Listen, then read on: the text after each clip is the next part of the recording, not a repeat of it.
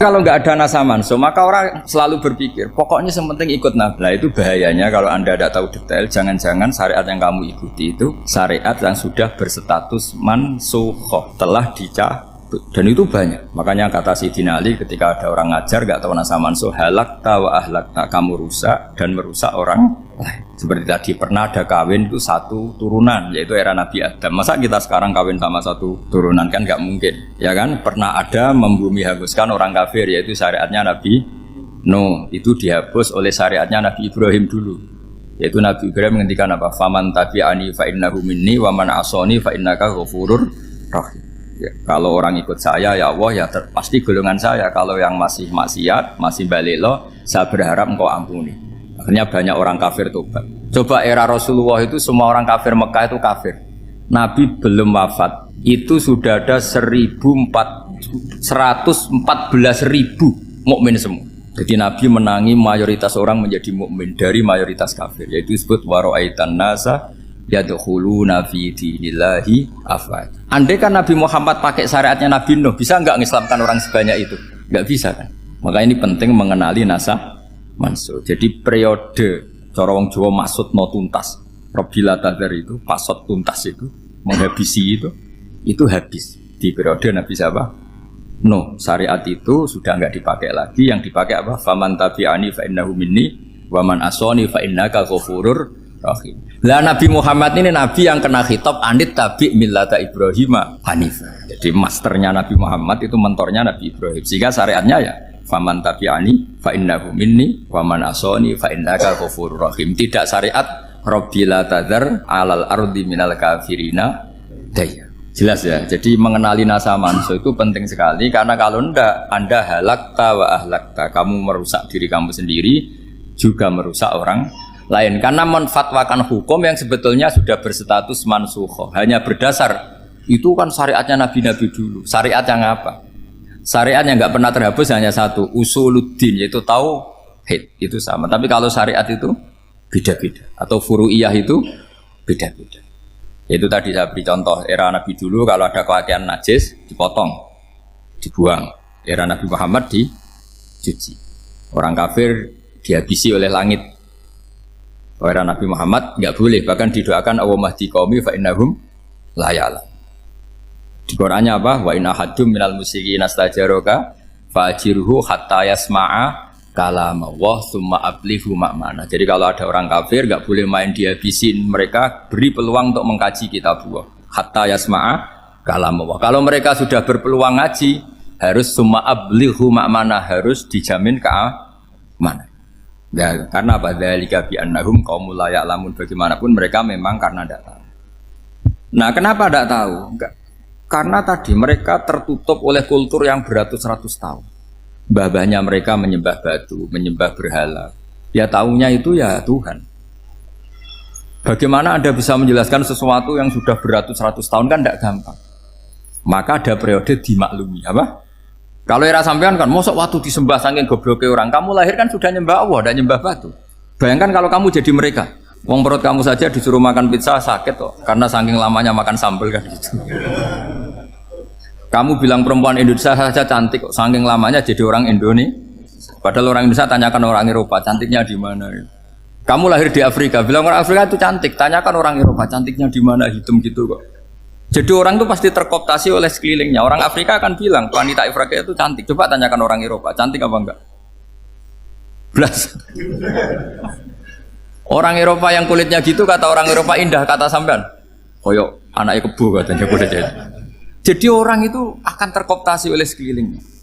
Bayangkan kalau semua orang nyembah berhala terus kamu ndak, alasan kamu apa? Kan menentang mayoritas. Dan itu berat.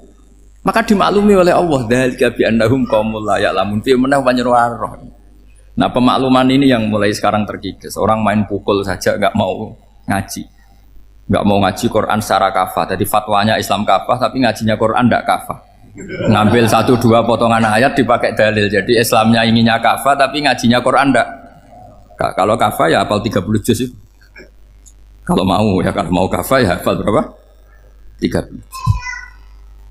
Makanya saya sering bilang, saya sering dinasihati orang karena belum tahu saya ini hafal Quran. Bapak harusnya Islam itu kafah. Kata saya ya dimulai dari konsep Islam itu kafah dulu apa ya hafal Quran secara kafah. Jadi ini penting saya utarakan. Bahaya sekali orang mengenali Islam tanpa mengenali nasah mansuh. Karena beberapa syariat Nabi sebelum kita itu berstatus mansuh. Terus contoh berikutnya, ini nasah mansuh antar Nabi apa khusus internal Nabi? Antar Nabi aja agak selesai nih sampai subuh aja agak selesai. Contoh yang paling keren mungkin cowok semua senang. Nabi Dawud dulu istrinya berapa? 99. Nah itu kalau masih halal itu kan berarti jenengan tuh punya istri berapa? Wah itu kan ngeri betul. Punya satu aja repotnya gitu apalagi berapa? Punya 99. Terus kamu bilang gini, ini kan syariatnya Nabi Dawud, Nabi kan bisa diikuti. Pernah ada periode di mana seperti itu boleh. Jadi makanya mau tidak mau mengenali nasah mansuh itu harus. Kalau ndak ya kamu masih berkeyakinan boleh beristri berapa? Nah ini penting saya utarakan. Makanya Sayyidina Ali itu kalau ngetes calon mubalek, kira-kira kalau Kemenak dulu inginnya apa? Sertifikasi apa? Mubalek. Itu tanyanya gitu. Ta'rifun an-nasa wal mansuh, kamu apa tahu nasah mansuh? La. Jawabnya Sayyidina Ali, halak tahu ahlak tahu. Kamu orang yang rusak. Karena tadi takutnya ada syariat yang sudah mansuhoh dipakai. Itu tadi misalnya kita ini tidak umatnya Nabi Nuh, tapi pakai syariat Robbila tadar alal ardi minal kafirina. Terus ketiga begini, misteri manusia itu. Dan ini kita tidak pernah tahu sampai kiamat, tapi ini ilmu harus kita diskusikan.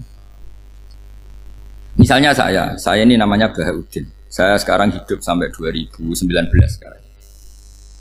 Kan hanya Allah yang tahu berapa turunan saya sampai kiamat dan statusnya kayak apa. Donald Trump juga gitu. Donald Trump itu sekarang kafir, tapi kita tidak pernah tahu nanti turunan keberapa ada yang Muslim. Lah turunan yang calon Muslim ini diletakkan di mana kita tidak tahu. Yang jelas kalau kamu bunuh itu katut itu. Artinya gini, logika membiarkan orang kafir itu ya ada logikanya. Gitu. Logika membunuh karena mereka mau membunuh kita ya ada logika fikihnya karena kalau kita ada membunuh dibunuh. Makanya semuanya hukum ini terus bergantung al hukmu yaduru ma'ilatihi wujudan wajib. Di sini terus dipertemukan. Makanya semua nabi itu kalau yang namanya membunuh pasti pas perang saja karena ini kondisi yang memang pilihannya hanya dua, kalau nggak dibunuh ya membunuh. Ada duel lah itu. Maka ini butuh kajian fikih dan orang nggak boleh subjektif dalam hal ini. Saya ulang lagi, tidak boleh subjektif. Karena tadi, orang yang kamu katakan sekarang misalnya Zaid, kamu itu bodoh sekali. Kenapa bodoh? Nggak hafal Quran, nggak pernah kuliah, nggak pernah ngaji. Ternyata Zaid ini bersemayam calon anak yang alim alama hafal Quran. Namanya Umar, tapi masih jadi sperma. Suatu saat Zaid itu punya anak alim alama. Kan banyak orang nggak bisa baca Quran punya anak hafid. Banyak nggak di Indonesia? Banyak nggak petani yang punya anak dekan? Petani punya anak dekan, yang dekan punya anak naik kelas saja susahnya bukan main. Banyak kan? Nah ketika dibalik nanti ada dekan punya anak goblok, yang petani punya anak dekan, pinter mana? Kita tidak pernah tahu, makanya ini kan ya sudah kalau nggak pernah tahu ya bilang saja wallahu alam kan selesai, daripada keminter keliru kan ada wallahu alam. Makanya cerita favorit guru saya Kiai Haji Maimun Zubair itu punya apa namanya Kiai Zubair. Itu cerita favoritnya itu ada santri namanya Soleh. Soleh itu alim alam. Orang Madura itu cara berpikir kan kalau kiai saja alim seperti itu apalagi bapaknya. Pas bapaknya main ke pondok, santrinya ada ribuan. Bapaknya main ke pondok itu sholat itu ya gak bener, gak sesuai sunnah Rasul lah kira-kira gitu. Sudah sholat itu gak bener apa-apa gak bener. Masih ditakwil sama santri Madura karena orang Madura itu kultus. Mungkin khilaf itu satu khusus, pokoknya perlakuan khusus. Suatu saat saking bodohnya orang itu kenceng tuh pinggir musola. Wah ini nggak bisa ditakwil lagi, akhirnya nggak bisa ditakwil tuh nggak. Wah ini sudah nggak bener ini, nggak bener. Singkat cerita santri tadi nggak kuat matur ke kiainya, Pak Yai, jenengan sealim itu kok bapaknya segoblok itu. Kenapa? Ya, dia kenceng pinggir musola. Oh bapak saya tuh pinter sekali. Kok bisa? Karena beliau yang memutuskan saya mondok sampai saya jadi alim alama seperti ini. Yang bodoh itu mbah saya. Yang bodoh itu mbah saya. Artinya gini, sekarang misalnya Anda dekan, atau Anda rektor, atau Anda profesor, atau Anda kiai top mubalek kondang. Anda mubalek kondang terus punya anak, gobloknya bukan main. Atau apalagi anaknya ketangkep KPK. Yang satu anaknya orang bodoh jadi dekan. Kalau kompetisi ini pinter mana coba? Ada ahli metodologi tapi anaknya itu terlibat narkoba. Yang ini petani utun, anaknya dekan. Kira-kira kalau dikompetisikan pinter mana? Anaknya pinter petani tadi gitu. Yang ketika petani kamu vonis bodoh gitu. Tapi siapa tahu kalau ini menyimpan calon. Paham ya? Kita tidak pernah tahu. Makanya Quran selalu ngajari dalam ilmu sosial itu wa in adri la'allahu fitnatul lakum wa mata'un ila. Di dalam ilmu sosial itu kita harus jawab tidak tahu. Karena mungkin. Makanya saya tadi pagi ngaji di direktorat saya bilang, saya pernah diprotes orang, Gus kamu udah jelas 01 atau 02. Ya saya jawab gitu. Manusia itu makhluk yang paling gak jelas gitu. Sekarang soleh suatu saat bisa saja gak soleh. Yang sedang gak soleh suatu saat soleh. Sesuatu yang mungkin rubah kok kamu fanatik itu gimana? Nalarnya itu gimana? Coba kita tahu dulu Wahsy itu pembunuh Hamzah, akhirnya mati mukmin ya enggak?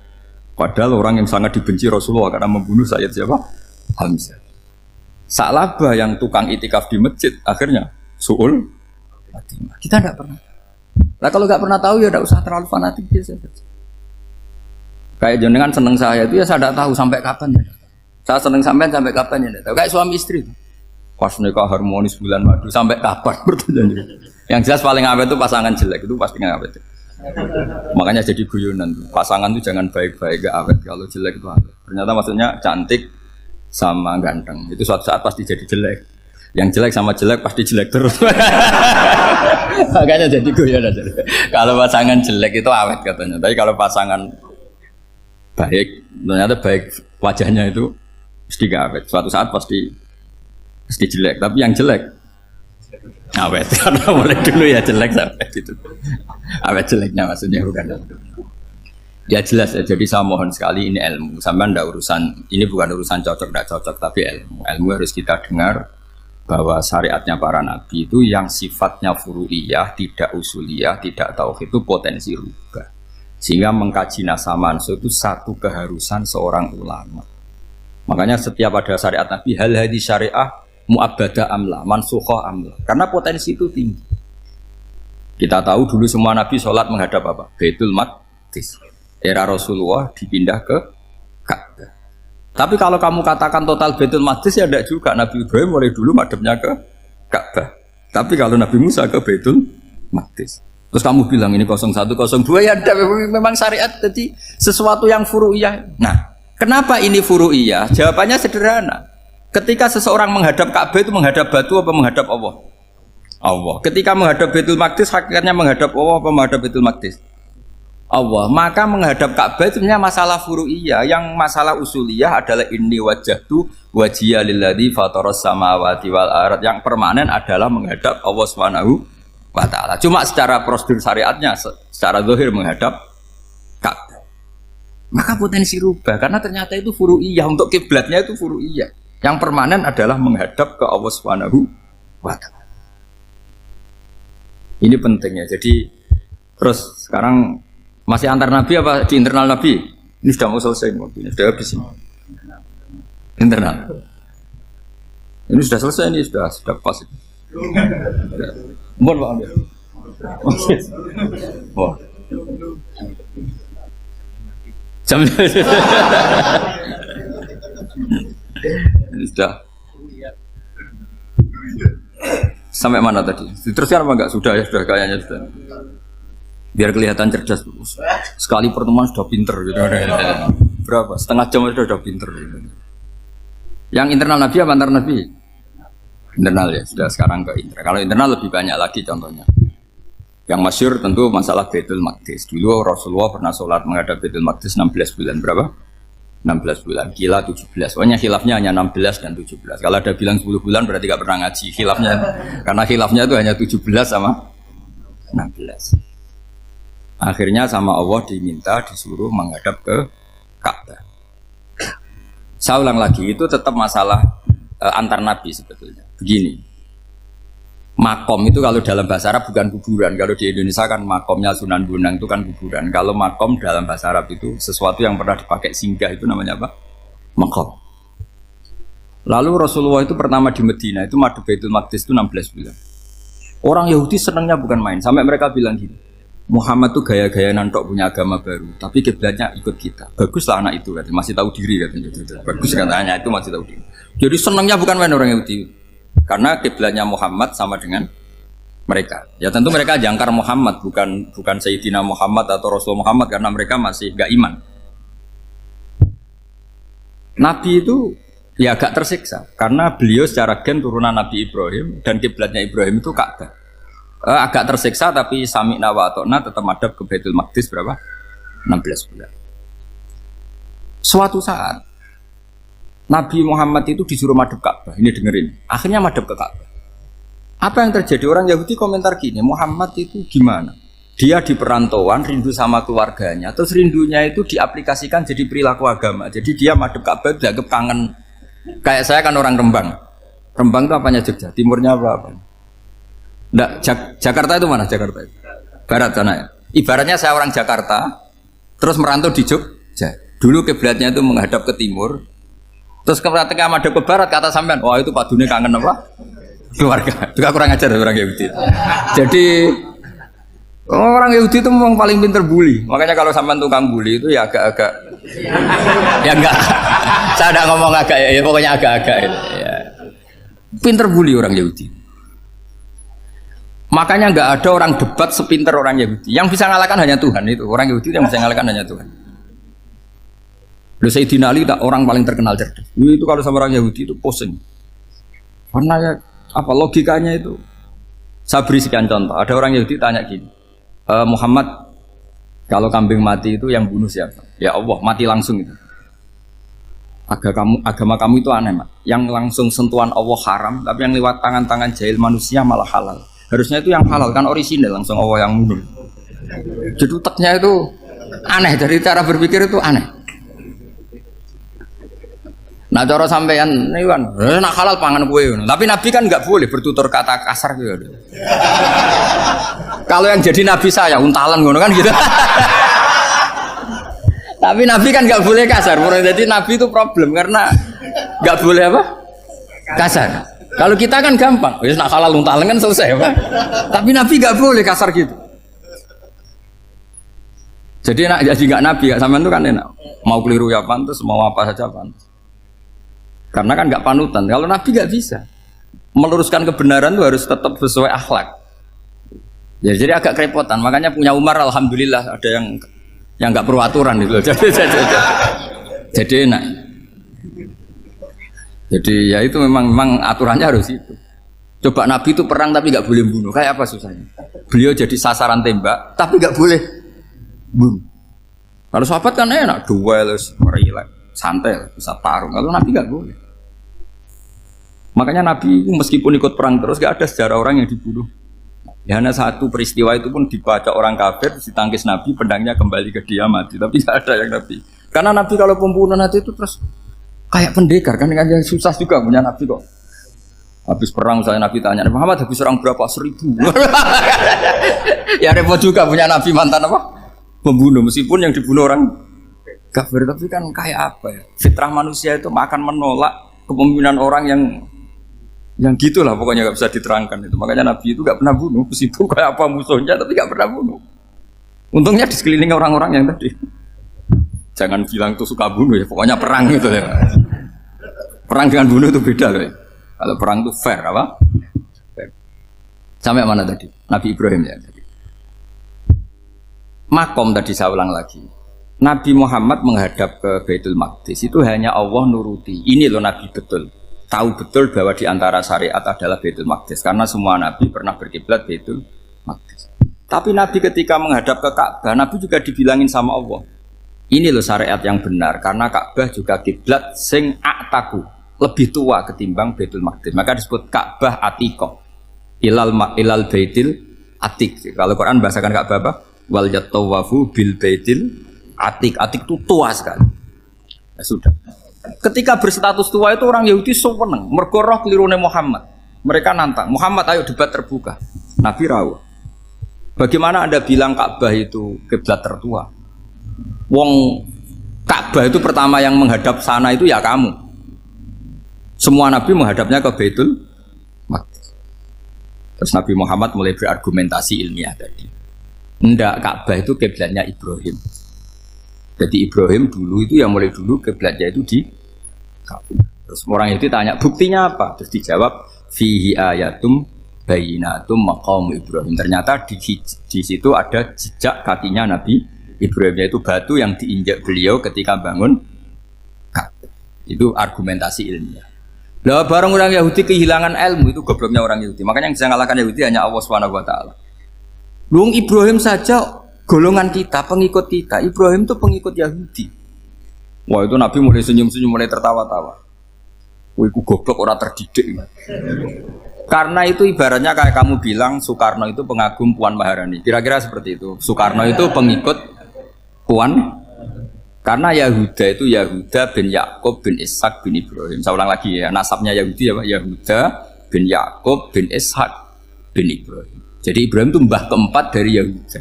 Tapi karena mereka kalah debat, Ibrahim itu pengikut Yahudi, itu sama dengan bilang apa? Soekarno itu pengikut Puan Maharani. Itu kan jadi aneh.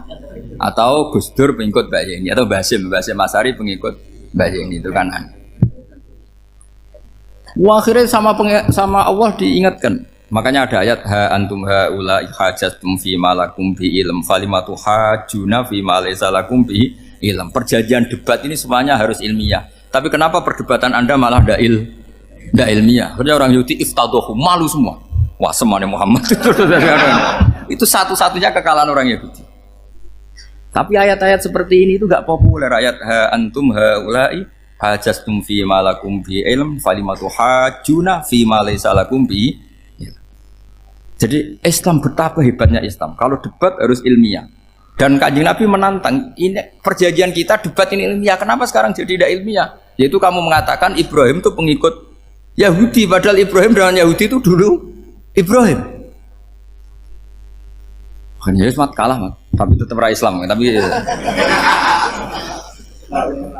nah, makanya terus Ka'bah dibuktikan ketuaannya lewat apa? Fihi ayatum bayinatum maqamu Ibrahim. Itu bukan makom kuburan. Karena makamnya Nabi Ibrahim tetap Hebron, tembuti Palestina. Kira-kira itu Palestina. Jare Israel yo ning Israel, mbah menang di. Jare ning Israel yo ning Israel, jare Palestina ning.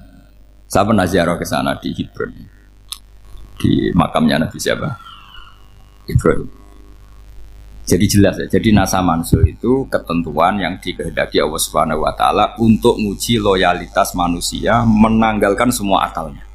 Makanya saya mohon sekali siapapun yang ngaji saya dimanapun, sekali-kali manusia itu harus menanggalkan akalnya. Sekali Anda pakai akal, maka Anda akan ingkar dengan nasa mansu. Nasa mansu itu hukum yang direvisi, yang dibatalkan. Makanya orang Yahudi lagi-lagi pinternya orang Yahudi.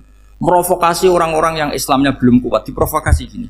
Ungzuru ila Muhammadin tahayyara fi din yukhillu yawman wa yuharrimu ukhra. Lihat itu Muhammad, dia kebingungan cara beragama. Kadang bilang A, besok bilang B. Jadi nasa mansur dianggap satu bentuk kebingungan. Gak kurang ajar. Wah, akhirnya sebagian orang yang murtad. Makanya nasa mansur itu satu peristiwa yang menjadikan banyak orang murtad. Karena diprovokasi orang Yahudi bahwa itu bentuk kebingungan Muhammad. Akhirnya terus saya qulu sufaha'u minan nasi ma wallahum an qiblatimul lati kanu 'alaiha. Kelirunya orang Yahudi adalah ternyata nasa mansuh yang dipilih Rasulullah itu semuanya ada di Taurat dan Injil. Termasuk di Taurat dan Injil disifati dan Nabi yusolli ilal qiblatin, bahwa Nabi ini akan bersolat dengan dua kiblat. Makanya tetap ditantang. Qul fa'tu bitaurati fatluha in kuntum shadiqin. Kalau kamu tidak percaya bahwa saya ini orisinil, ayo bareng-bareng mengkaji Taurat. Tapi mereka tidak siap mengkaji Taurat. Karena Taurat semuanya mendukung Rasulullah Muhammad SAW. Fatluha in kuntum shadiqin. Makanya ini penting sekali ngaji. Jadi perdebatan itu macam-macam. Dan itu pinternya orang Yahudi. Ungzuru ila Muhammadin tahayyara fi dini yukhillu yawman wa yuharrimu ukhra. Ini penting sekali. Makanya nasa mansu itu uji loyalitas. Itu Imam Malik kalau mencontohkan ke Imam Syafi'i. Saya berisikan contoh fikih. Ini saya melanggar waktu ini. Ini sudah berapa? Saya yang tidak mengesahkan diri saya. Ya misalnya ini ya, ini kertas saya bawa ya, ini kertas saya bawa. Terus ini tak kasih uang misalnya, uang 100.000. Atau kalau contoh Imam Syafi'i dulu dididik Imam Malik begini. Ya Syafi'i, kalau kamu punya 2 budak, 2 pembantu, kalau dulu kan masih ada budak, 2 pembantu lah kira-kira. Seneng mana, yang cerdas sama yang goblok? Seneng yang cerdas. Kalau yang nurut sama yang bantahan, seneng yang nurut. Lah yang nurut itu yang goblok. Makanya tinggal dibalik saja. Kamu tak beda ya. Seneng mana punya istri yang cerdas apa yang goblok? Coba jawab. Atau ibu-ibu, mbak-mbak ini, seneng mana punya suami yang cerdas atau yang goblok? Kalau cerdas gak bisa diakali. Tapi goblok nurut tapi ya kadang di sini kan di sini. Nah, itu kan antar manusia. Masalahnya kita menghadapi Allah Subhanahu wa taala yang semua kita pasti bodoh.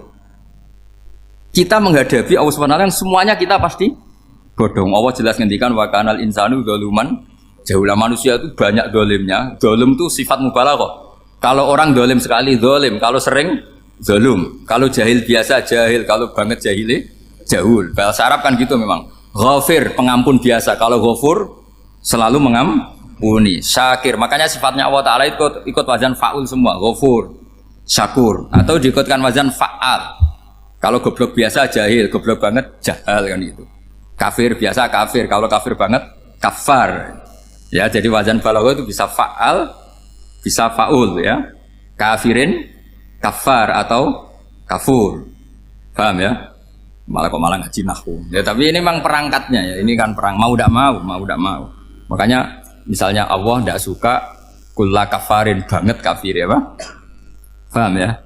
Kulla khawanin banget khianate. Kalau khain khianat biasa, kalau khawan sering khianat. Nah manusia itu kata Allah apa? Zaluman wis banget dolime banget bodoh. Itu kalau yang ngarang hikam mencontohkan tuh gini, manusia itu pas bener saja salah, apalagi pas salah. Jadi manusia itu kata Imam yang ngarang hikam itu man itu kanat mahasinhu masawiyah faqih fala takunu masawihi masawiyah. Ketika baik saja buruk, apalagi ketika buruk. Coba kalau ada orang dermawan sama teman-temannya, tanyakan istrinya. Duit dihambur-hambur, disikno kanca ngalono bojo. Mesti gitu. Teman yang sering silaturahim ke teman-temannya, kata temannya baik, senang silaturahim, tanyakan istrinya. Oh, meninggali wong. Jadi manusia pas baik saja ada buruknya. Apalagi pas buruk. Makanya dulu bapak saya ngajarin saya istiqomah ya apik ya. Tapi kadang-kadang nak keterusan itu ora istiqomah ngangkangi. Orang dia tidak punya kesempatan. Misalnya ada imam masjid ngimami terus sampai tua sampai mau mati. Itu istiqomah apa tidak memberi peluang yang lain? Tidak jawab aja. Jadi itu manusia. Jadi pas baik saja buruk. Apalagi pas buruk. Kayak saya gini di sini ngajar baik, tapi saya ada tidak sopannya harus di atas. Padahal banyak orang sepuh ada Pak On, ada beberapa yang kan terpaksa nggak sopan. Tapi sama yang nyuruh, berarti sama yang dosa. Kemarin saya minta di bawah supaya ganjaran saya utuh ini gara-gara begini ganjaran saya ini agak terkredit apa terdebet itu karena itu. Saya teruskan. Jadi manusia itu punya sisi itu karena manusia itu dzalum dan apa jahil. Bahkan al insanu dzaluman. Problemnya ini ngadepi Allah yang selalu pinter, yang kita selalu bodoh. Misalnya gini, kamu ditanya Allah. Ini contohnya Imam Malik. Ikla hadi sokhroh fa inna tahtaha dhahaban. Coba bongkahan batu itu kamu angkat, di bawahnya ada emas. Lalu budak yang pinter berlogika, oh disuruh buka itu karena ada emas toh. Berlogika. Kalau budak yang goblok enggak, ya disuruh ya diangkat saja. Ada emas apa enggak karena perintah ya diangkat. Yang satu nurut karena perintah, yang satu nurut karena ada emas, ada sesuatu. Logikanya suatu saat Tuhan tuh hanya bilang gini tok, ikhla hadis sokhroh, batu itu angkat. Yang nurut yang goblok permanen tadi kan langsung ngangkat. Yang pinter, ini ada apa lagi Gusti kok harus diangkat? Ya gak ada apa-apa, nyuruh saja kata Allah gitu. Wah tidak bisa, sesuatu harus ada alasannya. Itu kira-kira mangkel loh enggak? Oh mangkel. Nah, Logikanya manusia seperti itu. Makanya dua murid pinter, di rakyat pinter, presiden ya susah mesti demo. Goblok ya susah di sini uang. Ini kan nggak ada pilihan. Memang manusia itu nggak ada pilihan. Nah sekarang masalahnya gini di fikih ini saya kembali lagi ke fikih. Pertanyaannya secara fikih begini. Misalnya iddah. Iddah itu seorang perempuan ditinggal mati suaminya atau ditinggal atau cerai. Itu kan ada namanya apa? Iddah. Iddah itu memastikan apa tujuannya? Memastikan rahim itu steril dari mani atau sperma zaut awal. Supaya nanti kalau dinikah orang lain tidak terjadi ikhtilatul nasab. Oke, berarti iddah kita beri argumentasi secara ilmiah li baro'atir rohmi. Jadi misalnya Zaid menceraikan istrinya Sri dalam keadaan masih bisa haid. Iddahnya 3 kali masa suci. Wal mutallaqatu yatarabbasna bi anfusina salah satu guru. Lalu karena secara teori medis kalau haid berarti bukti tidak hamil. Apalagi kalau haidnya terulang-ulang sampai 3 kali pasti tidak hamil. Jika kalau nanti dinikahi orang lain pasti kalau ada anak ya anaknya zaud sani atau zaud kedua. Berarti alasan iddah li baro'atir rohmi. Oke, kita sok pinter, sok bijak. Pertanyaannya adalah sekarang sudah baru 1 bulan suaminya di Malaysia nggak pernah ngumpuli.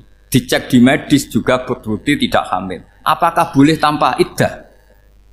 Semua ulama mengatakan tidak boleh. Tapi ini kan rahimnya jelas bersih. Ya karena iddah itu nuruti perintah pangeran. Pokoknya tetap iddah. 3 kali masa suci. 3 kali masa suci atau masa haid. Itu ada perdebatan ulama. Tapi kan ini terbukti bersih Gus. Meskipun terbukti bersih kata Allah harus iddah 3 bulan atau berapa? Kira-kira 3 bulan 4 bulan ya tetap harus iddah. Kowe milih mana? Sok pinter Gusti berhubung ini. Pangeran mbok terangno gitu. Berhubung. Jadi Tuhan apa mbok wari berhubung Gusti ini jelas steril dari sperma zaut awal. Enggak usah iddah Gusti. Sama aja kamu disuruh majikan kamu ikhla hadis sakhra berhubung nggak ada apa-apa, nggak usah ya. Kira-kira mangkel nondak budak yang seperti itu. Mangkel. Maka dibutuhkan kebodohan dalam beragama. Betul itu memang. Makanya Nabi itu unik pernah bilang itu gini. Aksaru ahlil jannah al-bulu. Aki-aki penduduk swarga itu al-bulu wong goblok-goblok. Maksudnya goblok yang jenis ini bukan goblok betulan maksudnya. Maksudnya goblok jenis ini itu ya tetap pinter, tapi pinternya dibuang pura-pura goblok demi samina. Nah, jadi saya misalnya kok pinter dan goblok tadi sekaligus pinter dan goblok ya bah ikhla hadis sokhra fa inna tahta hadaban tak angkat karena saya tahu di bawah ada emas tapi di hati saya sajane ya mergo perintah suatu saat kok disuruh Allah ikhla hadis sokhra perintah ya tak angkat ya sudah jadi ya pinter ya goblok saya tahu namanya perintahnya Allah pasti ada hikmahnya itu adalah libaro'atir rohmi. Tapi hikmahnya jadi kawula adalah nurut perintah Allah, cek tahu alasannya maupun tidak. Lah di sini ada illatul hukmi untuk membangun kecerdasan, tapi ada loyalitas untuk membangun ubudi. Ya, bahwa kita ini kawula roh tetap loyal. Makanya tadi pagi saya cerita Sayyidina Umar. Sayyidina Umar kayak apa cerdasnya? Tapi tetap ubudi ya. Yaitu Rasulullah SAW sering dibully orang kafir. Muhammad tuh gaya-gaya nantok. Wong ora oleh nyembah berhala, ora oleh nyembah watu, jebule dekne nyembah Hajar Aswad. Karena dilihat dari jauh kan tetap nyium Hajar Aswad. Coba kalau kamu lihat dari jauh, kamu sujud dari jauh kan kayak sujud sama batu. Makanya Sayyidina Umar karena orang kafir masih cara berpikir gitu, tiap nyium Hajar Aswad itu komentar gedumel. Alim tu annaka hajarun la tadurru wa la tanfa. Walau la anni ra'aitu Rasulullah qabbalaka ma qabbaltuka. Aku roh nak watu, raman doroti, raman faati. Kalau saja saya tidak melihat Nabi nyium kamu, saya tidak sudi nyium kamu. Jadi tidak berdoa, doa mustajab itu tidak gerutu. Karena apa? Umar tahu ini masalah secara tauhid. Kalau saya doa depan Hajar Aswad nanti dikira syirik karena berdoa di depan batu. Tapi kalau saya tidak nyium, nyulayani sunnah Rasul, yaitu nyium Hajar, wis tengah-tengah nyium sambil gerutu, itu sudah kompromi. Ya nyium tapi gerutu. Kayak apa? Makanya ya cerdas tapi ya goblok tadi ya cerdas. Itu uniknya Rasulullah. Jadi muji orang pintar ya sudah lah. Tapi Nabi pernah dalam satu hadis mengatakan aksaru ahlil jannah al-bulbu. Aki-aki penduduk swarga itu orang bodoh. Artinya orang bodoh itu bukan bodoh betulan. Dia meninggalkan akalnya demi loyalitas ubudi. Untuk menutup itu bukti begini. Perang Badar itu perang yang nggak mungkin dimenangkan umat Islam karena orang kafir itu 1000 dengan pasukan full dengan peralatan perang full. Rasulullah itu tahun kedua Hijriah itu pasukannya hanya 313. Itu pun pedang itu untuk orang 5 itu hanya ada pedang 1. Jadi kalau mau dibaca orang sih, kamu nyileh pedangnya aku. Itu kan nggak kebayang perang dalam keadaan seperti itu. Jadi mesti kalah, orang kok mungkin kalah mesti. Tapi Nabi tetap bilang, saya ini disuruh Allah perang, ya harus berangkat. Yaitu perang Badar. Kata para sahabat, ya Rasulullah ini nggak masuk akal, sudah nggak usah perang, ini nggak masuk akal, mau setor nyawa. Sudah gitu dadaan, nggak ada persiapan. Lucunya apa? Sahabat itu ketika Nabi tetap berangkat. La akhrujanna walau waqti. Nabi menginginkan saya tetap berangkat meskipun sendi. Setelah Nabi berangkat sekian meter, tuh sahabat ikut semua. Kata Nabi, lah kamu kok ikut? Ya ikut saja. Kata kamu mesti kalah. Ya anggap saja setor nyawa. Demi loyalitas pada jenengan. Itu makanya nggak ada periode sebaik periode sahabat. Tapi yang gerutunya jalan. Karena gerutu ini bawaan ilmiah. Makanya kita loyal sama presiden. Tapi yang nggak cocok ya gerutunya jalan. Tapi bawaan mencintai Indonesia tetap jaga stabilitas. Itu bawaan cinta Indonesia, bukan cinta pejabatnya kadang. Gerutunya jalan. Tapi bawaan loyal sama Indonesia tetap mengaku. Bawaan loyal sama Rasulullah tetap ikut perang. Bawaan akal karena nggak masuk akal ya gerutu. Dan itu uniknya Quran itu mengapresiasi itu dan dianggap gak masalah. Saya bacakan ayatnya. Kama akhrajaka rabbuka min baitika bil haqq wa inna fariqam minal mu'minina lakarihun yujadilunaka fil haqqi ba'dama tabayyana ka'annama yusaquna ilal mauti wa hum yanzurun. Peristiwa Badar ada peristiwa kamu itu keluar untuk perang. Sahabat kamu ngikuti, tapi mereka lakarihun, enggak senang sebetulnya. Karena enggak masuk akal. Ya geremeng tapi ya derek. Yujadilunaka fil haqq, mereka mendebat kamu dalam kebenaran. Jadi ya Rasulullah wong perang karuan kalah jenengan lakoni alasane nopo? Lah kowe kok melok? Ya saya harus ikut jenengan Nabi. Itu unik. Kalau orang sekarang mana mau, kalau gak masuk akal gak mau melakukan. Coba misalnya istri kamu belajarnya dikurangi. Anggap saja petualangan latihan hidup di masa lalu. Gak mau. Padahal petualangan itu hal yang indah. Petualangan itu kan hal yang indah, kan gak mau. Oh ngirit aja alasan.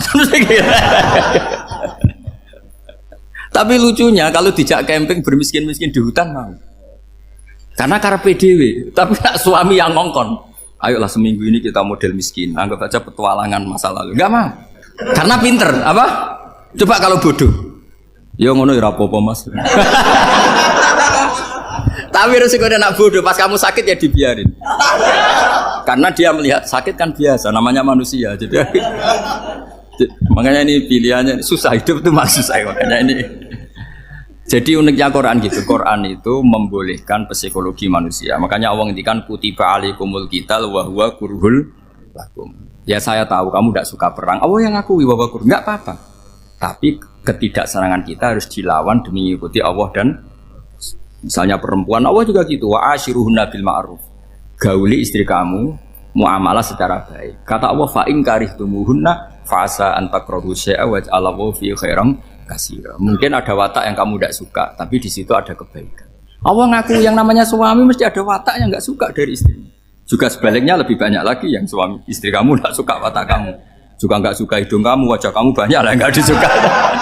Tapi demi kestabilan negara suami istri ini, mereka loyal, justru itu bagus.